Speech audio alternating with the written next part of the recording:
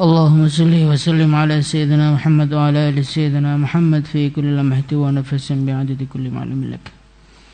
باب النهي عن سوء الظن بالمسلمين من غير ضرورة. Halaman 329.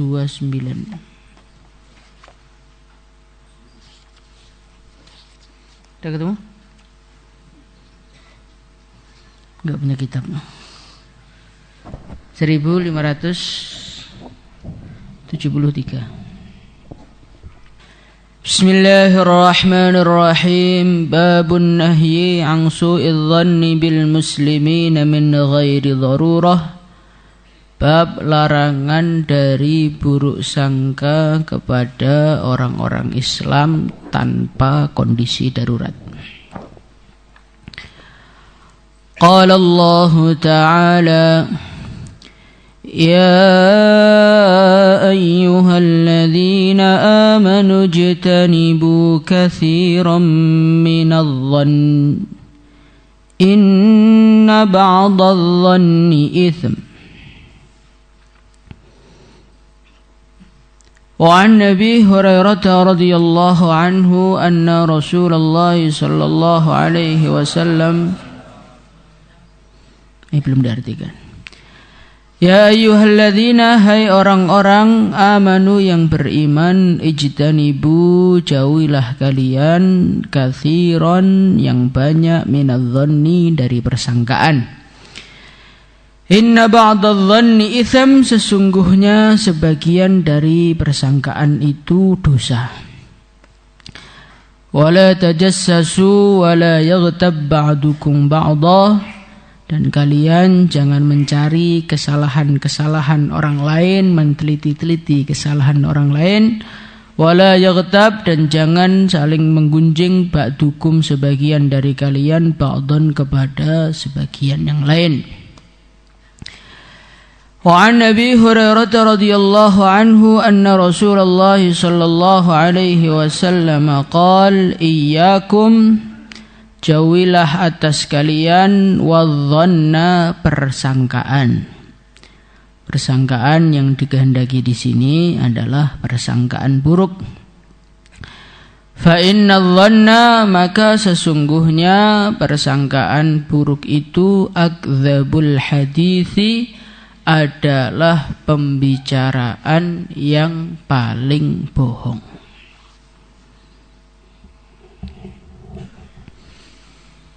Di dalam bab ini, melalui firman Allah Subhanahu wa taala dan sabdanya Rasulullah sallallahu alaihi wasallam, ini menjelaskan kepada kita tentang larangan berburuk sangka. Buruk sangka ini adalah suatu perkara yang sangat-sangat buruk. Suatu perkara yang menimbulkan kerusakan di mana-mana. Suatu perkara yang memecah belah hubungan antar orang Islam, hubungan antar keluarga, hubungan antar suami istri, hubungan antara santri dengan gurunya, hubungan dengan siapapun, itu akan rusak ketika buruk sangka telah masuk di dalamnya. Maka dari itu Allah Subhanahu wa ta'ala memperingatkan kepada kita, ya ayyuhalladzina amanu ijtanibu katsiran minadh-dhann. Hai orang-orang yang beriman, jauhilah atas kalian katsiran minadh-dhanni, yang banyak dari persangkaan. Inna ba'dadh-dhanni itsam, karena sebagian persangkaan itu adalah dosa. Jadi persangkaan itu ada persangkaan baik, ada persangkaan buruk. Nah, kalau persangkaan buruk ini dosa. Al-Imam An-Nawawi rahimahullahu ta'ala, beliau menjelaskan, su'udh-dhanni haramun mithlul qaul. Buruk sangka itu hukumnya haram sebagaimana ngomong yang jelek itu juga haram, maka buruk sangka ini juga haram. Karena ini perkara yang sangat jelek sekali. Apalagi kalau buruk sangka itu diikuti, terus buruk sangka itu dituruti, maka akan menimbulkan keburukan-keburukan yang tidak ada habisnya. Dan ini biasanya banyak di kalangan perempuan. Zaman dulu, tapi kalau sekarang laki-laki perempuan sama aja.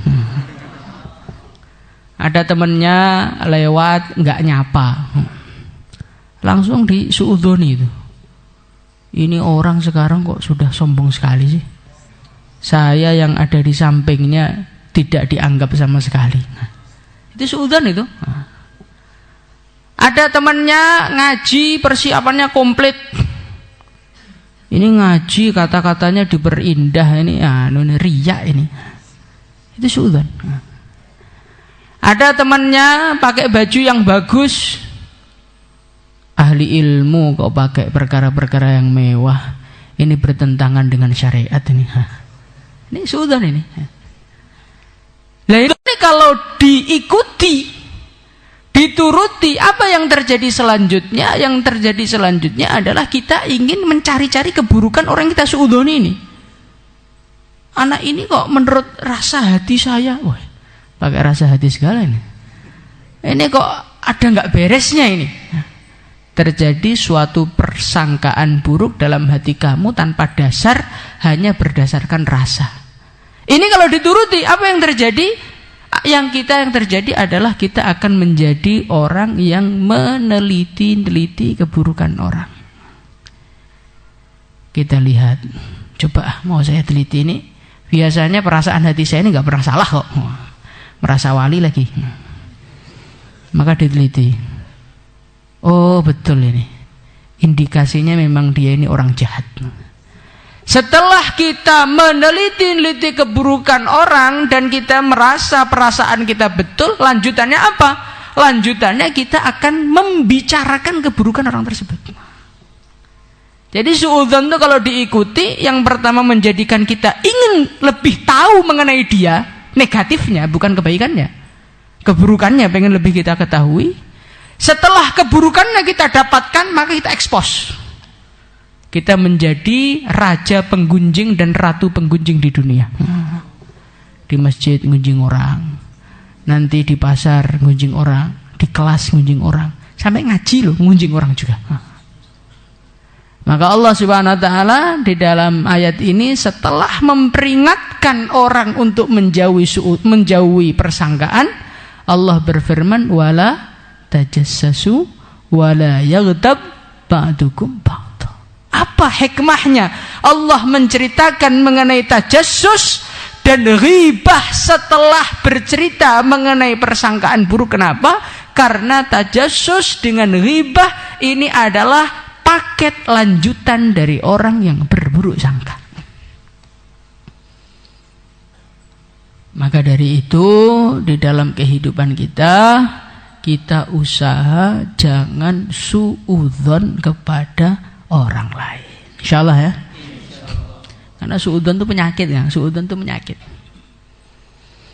Nah, bagaimana caranya biar kita ini tidak suudzon? Pertama-tama kita harus mencari tahu suudzon itu sumbernya dari mana. Suudzon itu atau persangkaan buruk, pemikiran negatif, sudut pandang negatif, ini ada dua sumbernya. Ada sumber zahir dan ada sumber batin. Sumber zahirnya apa? Sumber zahirnya itu biasanya menurut penelitian kedokteran, negative thinking atau pemikiran sudut pandang yang negatif itu muncul dari badan yang tidak sehat. Maka orang tuh kalau sakit perut atau sakit kepalanya, maka dia itu lebih menjadi orang yang berperasaan dibandingkan dengan orang yang sehat. Kalau orang sehat lihat orang nggak nyapa biasa aja, tapi kalau orang sakit lihat orang lewat nggak menyapa dia lebih sakit hati. Karena orang tuh kalau sakit energi negatifnya tuh lebih banyak dibandingkan energi positifnya. Maka kita ini kalau tidak ingin menjadi orang yang suka suudzon, harus dijaga kesehatannya. Insyaallah ya. Maka di Al-Fatah dilatih furusyah, biar kalian lari-lari, dijemur siang-siang. Itu biar apa? Biar badannya sehat, akhirnya pikirannya nggak aneh-aneh. Kalau kalian tuh dekem aja di rumah, di kamar, makan tidur, maka nanti negatif tok isinya. Akhirnya menjadi majelis ghibah, menjadi majelis yang mencaci manusia, menggunjing manusia. Kemudian yang kedua kali, suudzon itu atau prasangka buruk ini adalah suatu waswatis syaitan, suatu bisian-bisian syaitan yang syaitan tanamkan di hati-hati manusia. Dan syaitan ini pinter, karena dia pengalaman untuk ganggu manusia itu sudah beratus-ratus tahun atau beribu-ribu tahun. Maka orang-orang yang ditanami suudzon ini setiap orang berbeda-beda. Kalau yang mau ditanami suudzon itu orang-orang soleh atau orang-orang ahli ilmu, santri, ustadz. Maka setan ini ngomongnya pinter. Hei fulan, kamu itu orang yang sudah banyak doa, orang yang sudah banyak ngaji. Ini sebagaimana diceritakan dalam Ruhul Bayan. Kamu ini adalah orang yang sudah mendekat kepada Allah. Maka percayailah firasat yang ada dalam hati kamu. Kok kamu menatap seorang lain rasanya nggak enak, itu indikasi memang dia itu orang buruk. Jadi setan itu membisikkan terutama kepada orang-orang santri-santri, orang-orang ahli agama, orang-orang sudah banyak korban ini dibisiki seperti itu. Ini yang rasa nggak enak, rasa suudzon kepada orang lain yang ada di dalam hati kamu. Ini bukan suudzon ini adalah ketajaman firasat kamu. Maka ini jangan diabaikan. Ini firasat kamu, ini firasatnya orang soleh, ini firasatnya wali ini. Padahal sebetulnya itu adalah suudzon, tanaman yang ditanamkan oleh syaitan.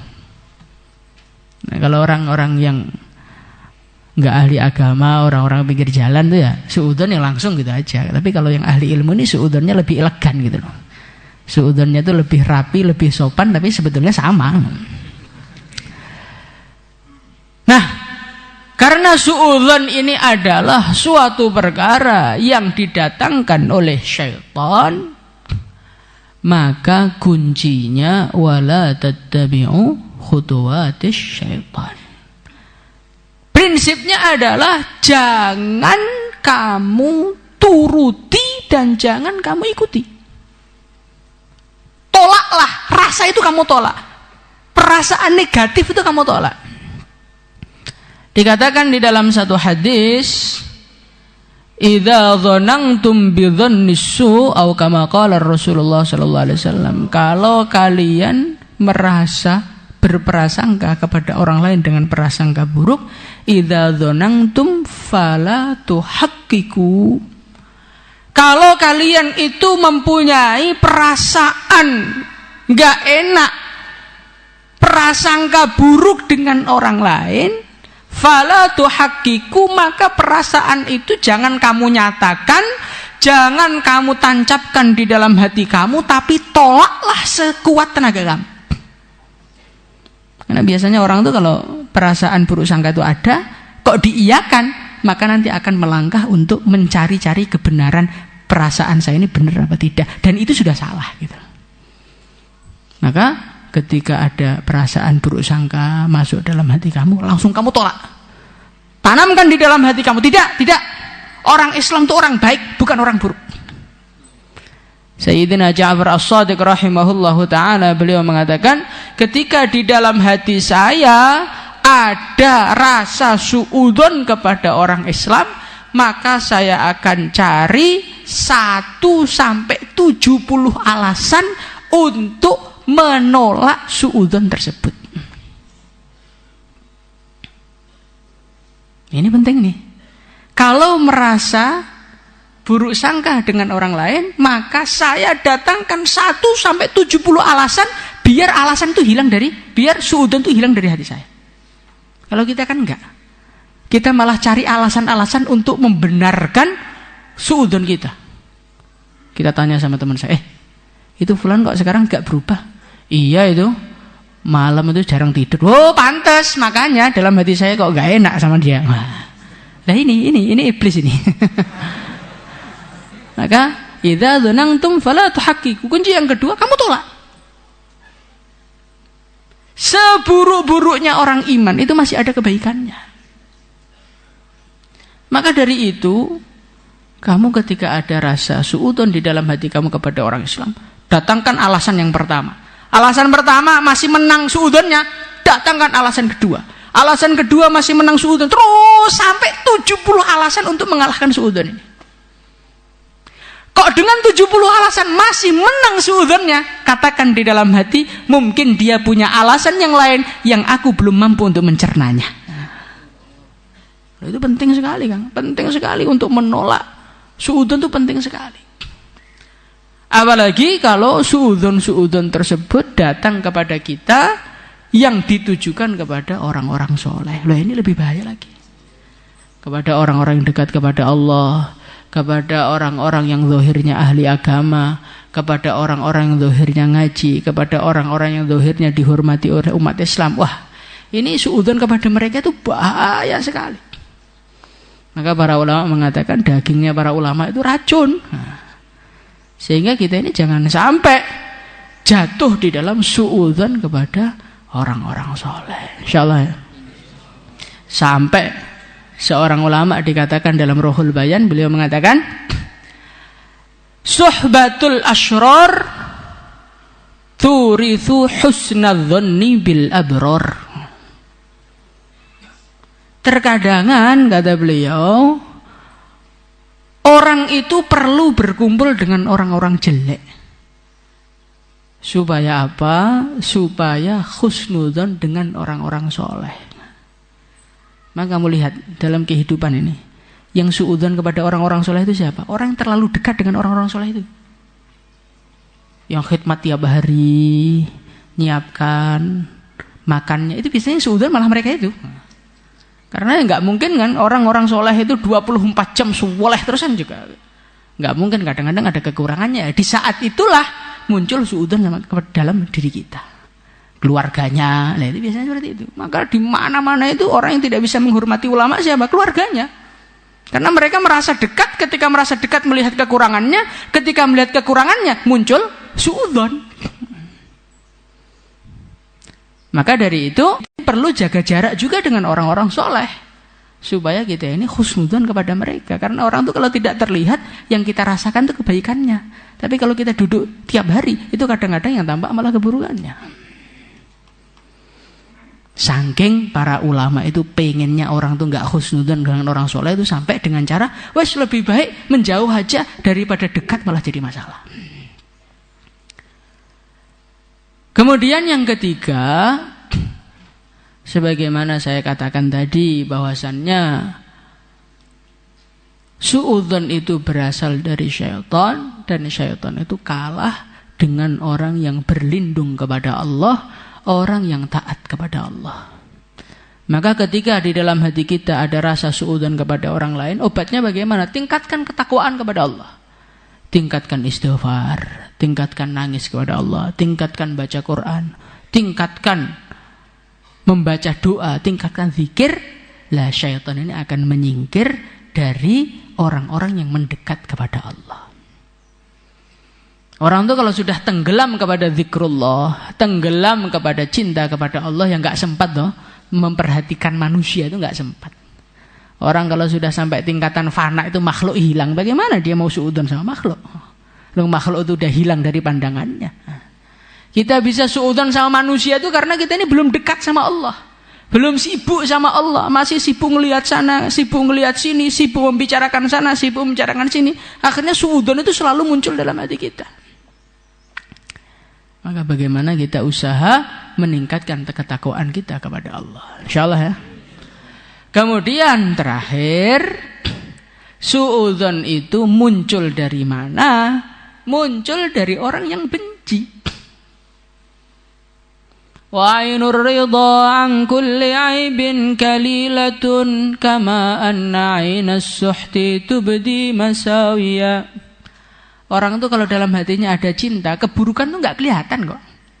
Lah kalau keburukan nggak kelihatan, ya kita nggak akan suudzon. Tapi kalau orang itu dasarnya sudah benci, maka kebaikan itu disuudzoni. Ngaji Quran dikatakan riya, sedekah dikatakan pamer, ceramah dikatakan memperindah bahasa, dan itu bid'ah. Repot. Jadi orang itu kalau matanya itu sudah dipasang mata benci, maka semua kebaikan jadi tampak jelek, sehingga itu semua kamu jadikan alasan untuk suudzon sama orang. Maka kita ini harus menebar mahabbah, harus menebar rasa cinta kepada semua orang Islam. Siapapun dia, dari manapun dia, asalnya mana, itu kita nggak peduli. Anta muslim, fa anta akhi. Kamu muslim berarti kamu adalah saudaraku yang aku punya kewajiban untuk mencintaimu. Nah, orang itu kalau sudah dipenuhi cinta, maka keburukan itu langsung menjadi buram di mata kita, sehingga semua umat Islam jadi tampak baik di mata kita. Insyaallah ya. Jadi kita ini jangan ada rasa benci sama umat Islam. Allah aja cinta sama orang Islam kok. Nggak mungkin ada orang Allah benci kemudian Allah kasih iman sama dia, itu nggak mungkin. Allah kok kasih iman sama dia dengan segala kekurangan dia, itu berarti Allah ada cinta sama dia. Lah Allah aja cinta kok kita membenci, alasannya apa? Gitu loh. Nah kalau kita sudah merasakan itu, kita tidak akan berani membenci orang Islam siapapun dia. Ketika kita tidak membenci, kita penuhi hati kita dengan cinta, maka yang muncul adalah husnudzon dengan orang iman.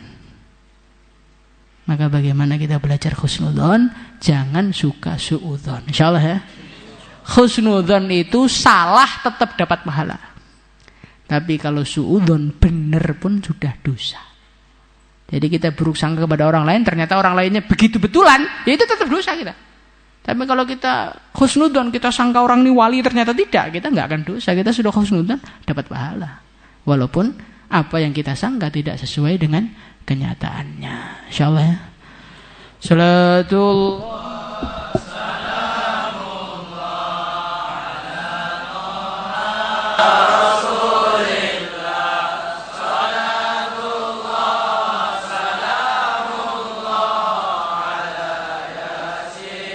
Amin.